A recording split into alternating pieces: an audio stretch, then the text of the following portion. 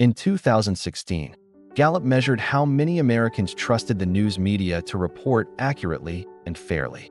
The number was 32%. Most people heard that and thought, that's pretty low. In September 2025, Gallup measured again. The number was 28%. Not 32, not even 30, 28%, meaning roughly 7 out of 10 Americans right now. In 2026, do not trust the institutions that are supposed to tell them what is true. And here's the part that should stop you. That 28% is spread evenly across the political spectrum. Republicans at 12%, independents at 27%, Democrats at 54%, and falling fast. This is not a partisan problem. It is not something one side has and the other side doesn't. It is a shared reality, except the reality they share is that they no longer share a reality. Think about what that actually means at the level of your daily life. You have a conversation with someone you care about, a family member, a friend, a colleague. You are operating from one set of facts. They are operating from a completely different set of facts. And both of you got your facts from sources that told you, confidently, that they were the right ones. Nobody is lying. Nobody is stupid. And the conversation goes nowhere. Or maybe you've stopped having it altogether. Maybe there are topics you just don't bring up anymore. People you've quietly sorted into the category of not worth discussing this with. A slow narrowing of who you can actually talk to about what actually matters. That's not nothing. That is a meaningful loss of connection, of conversation, of the possibility of actually thinking something through with another human being. Now here is the question that this video is really about. There's a philosophical concept developed 2,000 years before social media, before cable news, before the algorithm, that describes exactly what is happening to us right now. It's the distinction between episteme and doxa, real knowledge, and opinion. And the Stoics built an entire practice around protecting your episteme, your clear-eyed, examined understanding of what's actually true, from being colonized by doxa, the noise of crowd opinion, tribal loyalty, and comfortable belief. They did this not because the world of ancient Rome was calm and agreeable. They did it because it was exactly as chaotic, manipulative, and politically fractured as the one we're living in now. And their answer, 4 specific practices, is more useful today than it has ever been. Let's get into it. Part 1. The modern problem. It's not that we can't find information. It's that we can't trust what we find. Let me be specific about what's actually happening, because I think most conversations about misinformation or post-truth are too abstract to be useful. This is what it actually feels like. Day to day, you read something. It seems credible. You share it, or at least you believe it. Then someone sends you something that contradicts it. Also seems credible. You go looking for the truth and find 17 different confident versions of it, each one written by someone who seems reasonable, and each one pointing to sources that, when you actually try to trace them, either don't quite say what the article claims, or trace back to someone with an obvious interest in a particular conclusion. And you end up, after 20 minutes of actual effort, less certain than when you started. That experience, that specific feeling of epistemic exhaustion, that's what we're talking about. And here's what makes it particularly insidious. The people who are most vulnerable to it are not the people who don't care about truth. They are the people who care most. The people who actually go looking, who actually try to verify, who take the time to check the sources. Because those are the people who discover just how hard it actually is, how contested, how layered, how frequently manipulated the information environment has become. The person who doesn't care just picks a tribe and stops looking. They're uncomfortable, but in a different way. The person who does care gets caught in the exhaustion of trying to find solid ground that keeps shifting. Psychologists call part of this confirmation bias, the well-documented tendency to accept information that confirms what we already believe and reject information that challenges it. But confirmation bias has been with us forever. What's new is the infrastructure that now exists to feed it at industrial scale. The algorithm doesn't show you what's true. It shows you what you'll keep watching. And what you'll keep watching, according to decades of psychological research, is content that confirms your existing view of the world, triggers your emotions, and reinforces your sense that your tribe is right and the other tribe is not just wrong but dangerous. The algorithm isn't evil. It's just optimizing for engagement. But the side effect of that optimization, at scale, is a population that is increasingly living in separate informational realities and finding it harder and harder to have a conversation that crosses the line between them. And here is the thing that Nietzsche saw coming. Before any of this technology existed, he wrote that most people, most of the time, don't actually want truth. They want what makes them feel good and look good to the people they care about. Truth is welcome when it confirms the tribe. It is unwelcome when it challenges it. This is not a moral failing. It is, according to the best available psychology, close to a description of how human cognition actually works under social pressure. Which means the question is not, how do we fix other people? The question is, how do you protect the quality of your own thinking in an environment that is specifically engineered to degrade it? That's where the Stoics come in. Part 2. The Stoic Diagnosis. What the ancient Romans knew about living in an information war. The Rome that Marcus Aurelius governed was not a calm and orderly place. It was a city of roughly 1 million people, the largest in the Western world, fed by a constant stream of rumors, political manipulation, propaganda, and competing claims about what was happening at the edges of the empire. In the Senate, in the emperor's household, there was no fact-checking. There was no neutral arbiter of truth. There were official accounts, which everyone knew were filtered through whoever was in power, and there were rumors, which everyone knew were filtered through whoever had an interest in what you believed. In other words, it was not entirely unlike what we're living through now, just slower, and with different technology.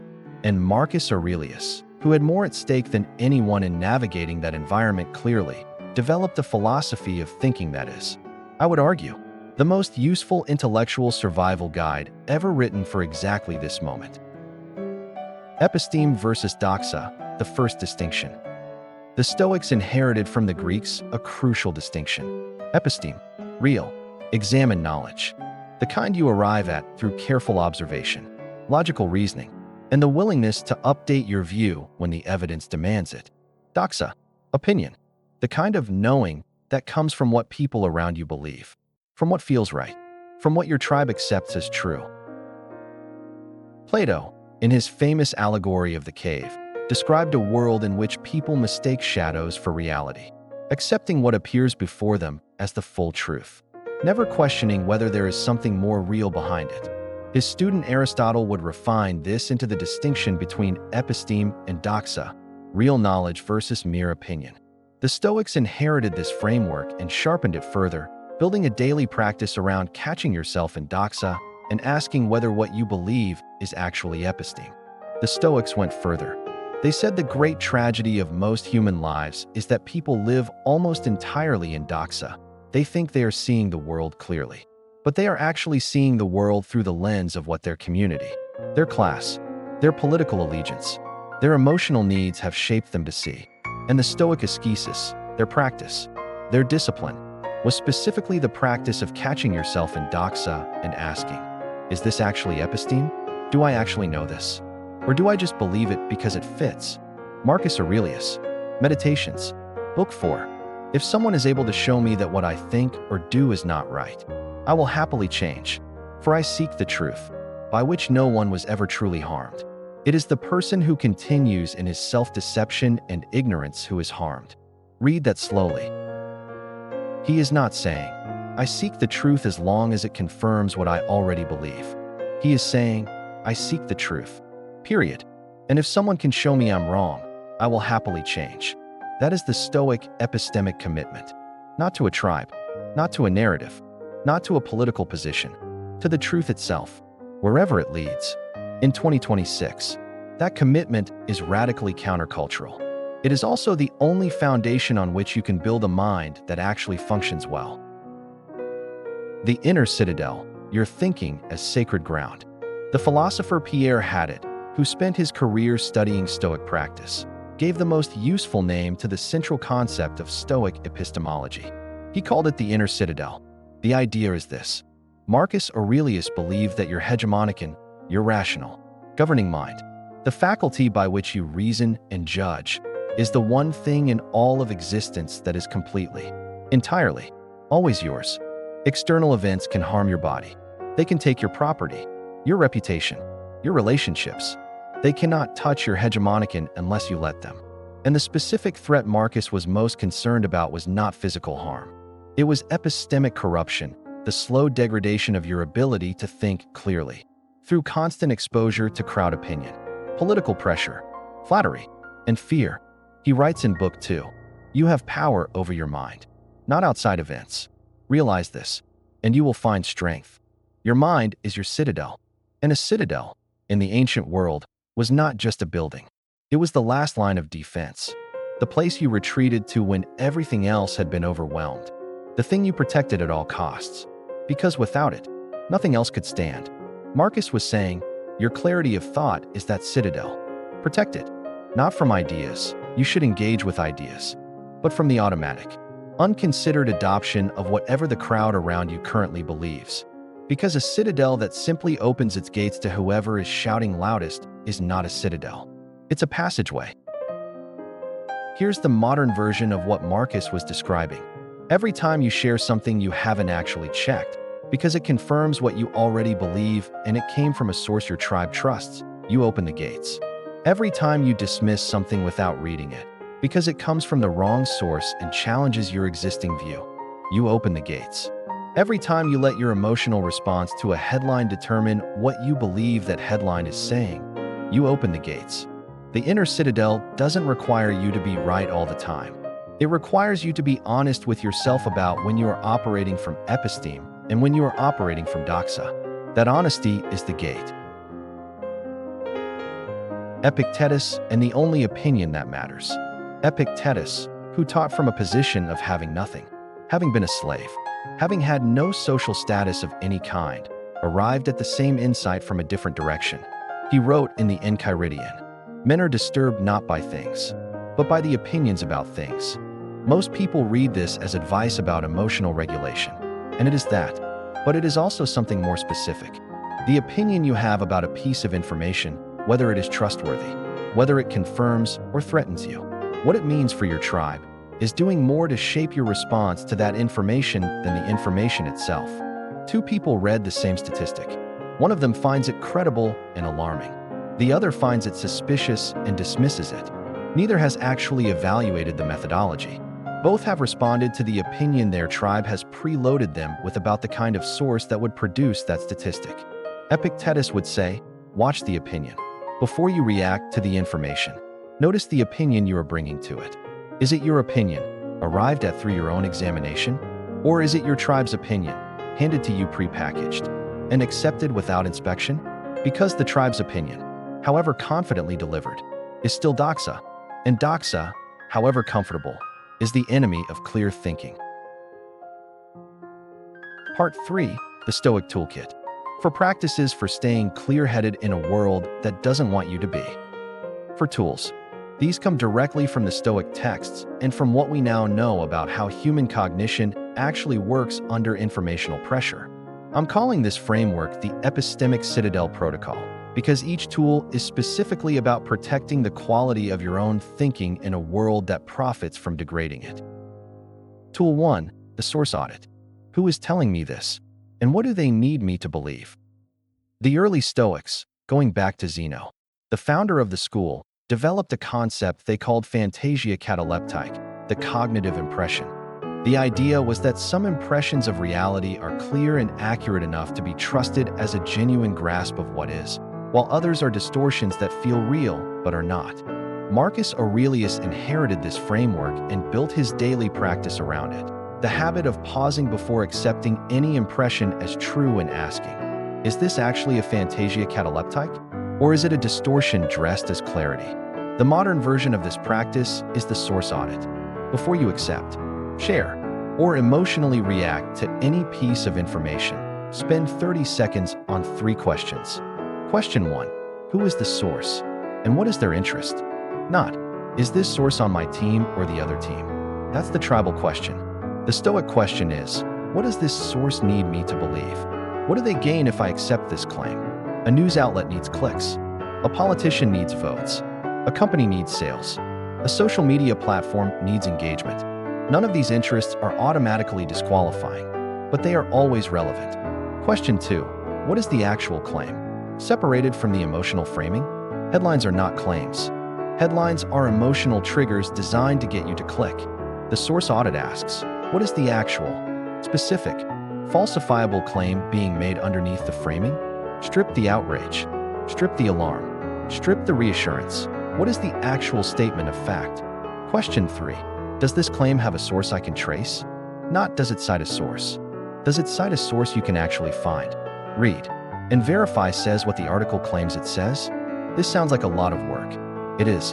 That is exactly the point. Brandolini's law, which we discussed in an earlier episode, says that the energy needed to refute a false claim is an order of magnitude greater than the energy needed to produce one. The source audit is not about refuting every false claim you encounter. It is about not becoming the vehicle by which false claims travel further. 30 seconds. 3 questions before you share or react. That is the source audit. Tool 2, the Doxa Detector. Is this my conclusion or my tribe's conclusion? This is the most uncomfortable tool in the framework. Epictetus. First say to yourself what you would be, and then do what you have to do. The Doxa Detector asks you to apply that sequence specifically to your beliefs. Before you defend a position on politics, on science, on current events, on anything contested, ask yourself honestly, did I arrive at this conclusion through my own examination? Or did I arrive at it because people I trust and want to belong withhold it? This is not a trick question. Both pathways are common. The Stoics were not naive about how social influence shapes belief. They lived in a world where social influence was life and death. The question is whether you know how you got there. Because if your conclusion comes from examination, you should be able to explain it, trace the reasoning, identify the evidence, acknowledge the places where uncertainty remains.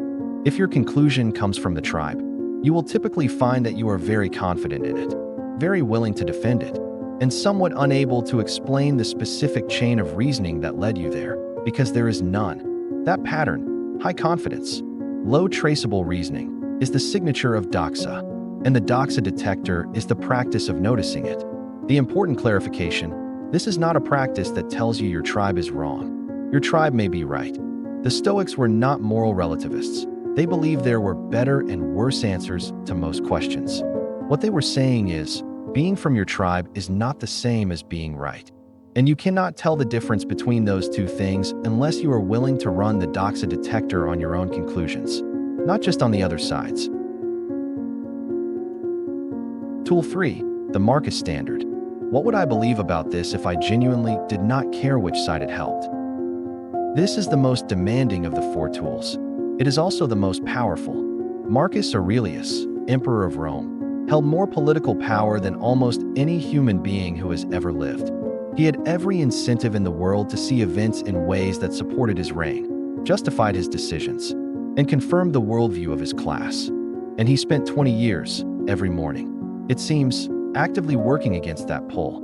The meditations are, in large part, a sustained effort to see clearly despite having every reason not to. He writes in Book 6, "Never esteem anything as of advantage to you that will make you break your word or lose your self-respect." The Marcus Standard applies this to epistemology. Never esteem any piece of information as advantageous to you because it supports your team. Here's the practice in concrete terms. When you encounter a claim that you want to be true because it confirms your view, makes your opponents look bad, or justifies a decision you've already made, apply the Marcus Standard. What would I believe about this claim if my tribe was on the other side of it? If the claim came from the opposition, would you accept it at face value? Or would you demand verification? If you would demand verification from the other side, but not from your own, that asymmetry is the Doxa Detector catching you. The Marcus Standard asks you to apply the same level of scrutiny to claims you want to believe as to claims you don't. This is, again, radically countercultural in 2026. It is also the only way to maintain episteme in an environment where doxa is constantly being served to you at industrial scale. Case study, the BrainScan research. Researchers at Emory University put 30 committed partisans, half-strong Republicans, half-strong Democrats, in an fMRI scanner and asked them to evaluate contradictory statements from both George W. Bush and John Kerry. What happened in the brain when each group encountered contradictory evidence about their own candidate was identical, not the activation of reasoning centers. It was the activation of emotional threat response centers. Both sides, same brain, same response. The brain, under political pressure, treats contrary evidence not as information to evaluate, but as an attack to defend against, regardless of which team you're on. Marcus Aurelius didn't have fMRI technology, but he described this exact dynamic in the Meditations and spent his entire adult life practicing the override. The Marcus standard is that override, translated into a practical daily habit. Tool 4. The silence practice. What happens if I don't have an opinion on this right now? This is the most counterintuitive tool of the 4. In a world that rewards instant takes and punishes uncertainty, this is also the most radical. Seneca, Letters to Lucilius. Letter 2. Retire into yourself as much as possible. Associate with those who will make a better man of you. He wrote this about the importance of withdrawing from the crowd's constant pressure to have a position on everything. Immediately, with confidence. The silence practice is this. There is a category of contested, complex, politically charged topics on which the epistemically honest answer, if you have not deeply studied the question, is, I don't know enough to have a confident view on this. That answer is almost never spoken in public. It is treated as weakness, as fence-sitting, as a failure of conviction. The Stoics would call it something different. They would call it intellectual honesty. And they would say that intellectual honesty is not a weakness. It is the foundation of episteme. Because a person who is willing to say, I don't know, is also a person who, when they do know something, can be trusted. The silence practice has a specific daily form. Each day, identify one contested topic that you have been having strong opinions about, sharing articles, arguing in conversations, feeling certain, and ask, have I actually studied this question? Do I understand the strongest version of the arguments on all sides? Can I explain the evidence, the uncertainty, and the limits of what is known? If the answer is no, practice silence on that topic for 1 week. Not permanently, for 1 week. During that week, read, not to confirm what you already believe, but to understand the full shape of the question. At the end of the week, your view may be the same, but it will be episteme rather than doxa. You will have earned it, not inherited it. Epictetus, better to keep silence than to say foolish things. He meant this not as an insult to the person who speaks.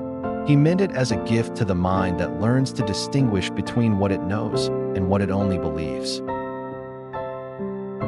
Putting it together, the Epistemic Citadel Protocol. Here's how the 4 tools work as a system. When information arrives, a headline, a claim, a statement in a conversation. Step 1, Source Audit. Who is telling me this? What is their interest? What is the actual claim underneath the framing? Can I trace it? Step 2, Doxa Detector. Am I accepting this because I examined it? Or because my tribe accepts it? What's my confidence level? And can I trace the reasoning that earned that confidence? Step 3, Marcus Standard.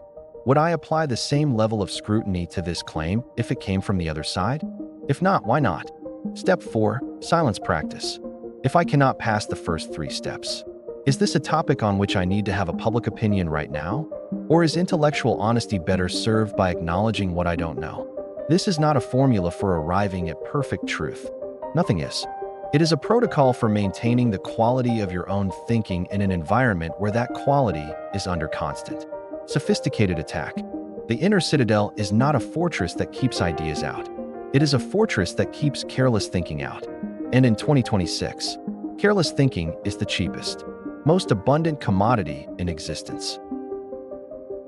Part 4, Daily Practice and Modern Case Studies. What this actually looks like, and proof that it works. Let me make this real. Case Study 1, the Scouts. The United States Navy and the CIA both train intelligence analysts in a practice they call red teaming, deliberately arguing the opposite of whatever conclusion you are leaning toward, to find its weaknesses before you commit to it.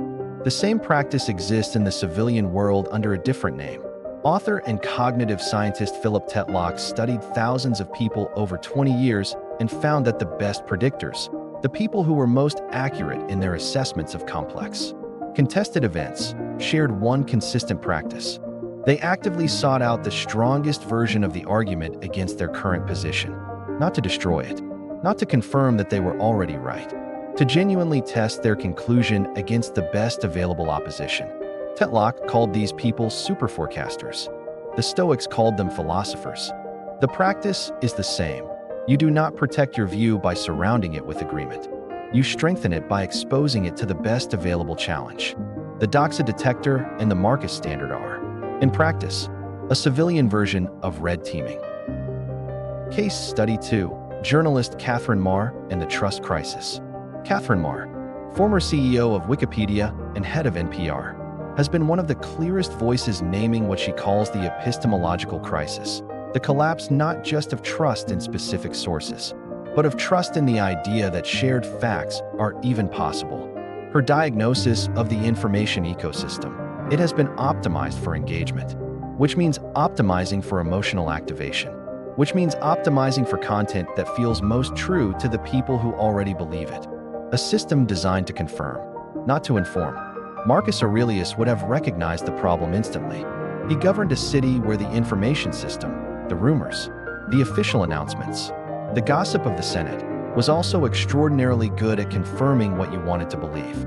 His solution was not to fix the information system, which was outside his control. His solution was to fix his own epistemology, which was not. The Stoic insight is not change the information environment. It is maintain your mind regardless of the environment. That is the Inner Citadel. Case Study 3. The experiment you can run yourself. Researchers Gordon Pennycook and David Rand, spanning the University of Regina and MIT, ran a series of experiments over several years and found something striking. People who were shown a simple prompt before reading news headlines, a prompt that just asked, "Is this headline accurate?" were significantly more likely to correctly distinguish true from false stories. Not a fact-check label from a platform, not a media literacy course. Just one question, asked before they read. Not a fact-check, not a label from a platform. Just a question, is this accurate? The prompt activated what psychologists call analytical processing, the deliberate, effortful mode of thinking that evaluates rather than reacts. Without the prompt, people defaulted to intuitive processing, the fast, automatic mode that checks for tribal fit rather than accuracy. The Source Audit is that prompt, formalized into a habit. One question, ask before you react, share, or believe. That is enough to meaningfully shift the quality of your thinking. The Stoics didn't have the MIT research, but they had 20 years of Marcus Aurelius doing this every morning, in the most informationally hostile environment of the ancient world, and remaining, by the account of his contemporaries and enemies alike, one of the most clear-eyed leaders Rome ever produced. The practice works. I want to end with something that doesn't get said enough in conversations about post-truth, misinformation, and the collapse of shared reality. The problem is real. The statistics are not exaggerated. The experience of not knowing who or what to trust, and of watching that uncertainty erode your ability to have real conversations with people you love, is a genuine modern crisis. But the Stoic response to this crisis is not despair. And it is not, importantly, the belief that if everyone just tried harder or thought more carefully, the problem would go away. The Stoic response is something more precise and more personal than that. Marcus Aurelius, governing a fractured empire, surrounded by political manipulation, managing an information environment that was designed to deceive him at every turn, did not spend his energy trying to fix the information environment. He spent his energy maintaining the quality of his own mind. Not because he didn't care about the world, because he understood that a mind that has been degraded by doxa, by unconsidered crowd opinion, by tribal loyalty masquerading as truth, is a mind that cannot help the world clearly, and a mind that has been maintained, protected, exercised, kept honest, is the only instrument through which you can see the world as it actually is, rather than as your tribe has arranged for you to see it. Epictetus was a slave. He had no power over the information he was given. He had no way to fact-check the claims of his masters.